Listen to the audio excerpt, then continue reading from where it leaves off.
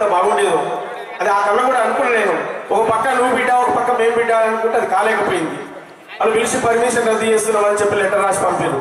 సరే, మనం రేపు ఇంకెన్నో కార్యక్రమాలు చేసేది ఉన్నది.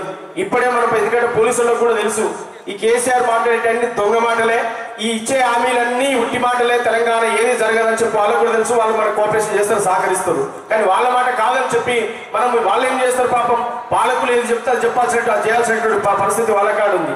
వాళ్ళతో మనకి ఎక్కడ వెళ్ళి అని చెప్పి మళ్ళా ఆలోచించుకొని అందరితో మాట్లాడుకొని మళ్ళీ ఈ నిర్ణయం తీసుకోవాల్సిన పరిస్థితి ఏర్పడ్డది. కనుక మీరు నేను అందరం కలిసి పాడితే కనీసం ఇంటెలిజెన్స్ మిత్రులు మా అన్నలు నిన్న నుంచి ఫోన్ కొడుతున్నారు, అన్న 5 గంటలకే సభ, ఎప్పుడొత్తురే అని చెప్పి.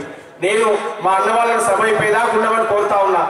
ముఖ్యమంత్రికి బరాబరి రిపోర్ట్ రాసి పంపాలి. సూర్యాపేట జిల్లా నుంచి, సూర్యాపేట జిల్లాలో డబల్ బెడ్రూమ్ ఇల్లు నిర్మాణం జరగకపోతే ఊరున ఇదే లొల్లి మొదలు పెడతాం మేమని చెప్పి నేను తెలియజేస్తా ఉన్నా. ఇది రాసి పంపాలి మీరు. సూర్యాపేట జిల్లాలో 3 ఎకరాల భూమి, దళితులకు 3 ఎకరాల భూమి అన్నారు. ఆ భూమి ఇవ్వకపోతే మళ్ళీ ఇదే మైక్ అందుకుంటాం, ఇదే గ్రామాల పొట్టి తిరుగుతాం, ఇదే వేదిక మీద ఉన్నటువంటి ఈ నాయకులే రేపు గ్రామాలకు వస్తారు. ఎక్కడ సమస్య ఉంటే అక్కడ వస్తారు ఈ నాయకులందరూ కూడా.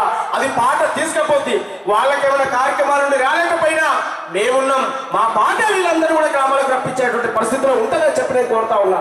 ఒక పక్క సిపిఎం నా మిత్రులు ఇలా సామాజిక తెలంగాణ, సామాజిక న్యాయం కావాలని చెప్పి లాల్ నీల్ జెండాలంటూ మరో పక్క వాళ్ళు పోరాటం చేస్తా ఉన్నారు. ఆ పోరాటానికి మా పూర్తి మద్దతును తెలియజేశాను. నా గలాన్ని వినిపించాను. ఆ సీడీలో నేను నా వయసుని చెప్పాను, నా సామాజిక న్యాయాన్ని చెప్పాను. నేను సామాజిక న్యాయంతో ఎట్లా రావాలని చెప్పి నా పాట ద్వారా నేను మద్దతును తెలియజేశాను. అనేక సభల్లో పాల్గొన్నాను. రేపు ఇక్కడికి 22, 20 కూడా రాబోతుంది ఆ యాత్ర. ఖచ్చితంగా నా సంపూర్ణ మద్దతు, నేను ఈ 2 మద్దతు ప్రకటించను. ప్రాక్టీస్ లో వాళ్ళతో కలిసి నేను ఉంటానని కూడా నేను తెలియజేస్తా ఉన్నా. అన్ని సభలకు వాళ్ళతో కలిసి నేను తిరుగుతాను. ఇవాళ కావాల్సింది తెలంగాణలో గడిల పాలన మాకొద్దు, సామాజిక తెలంగాణ కావాలి. ఈ నినాదంతో ఏ జెండా కలిసి వచ్చినా వాళ్ళతో కలిసి మా గలాన్ని వినిపిస్తాం. మాకు ప్రజలకు న్యాయం జరిగేదాకా ఈ పోరాటాన్ని వదిలిపెట్టాం మేము. అందుకే చెప్పినాం మేము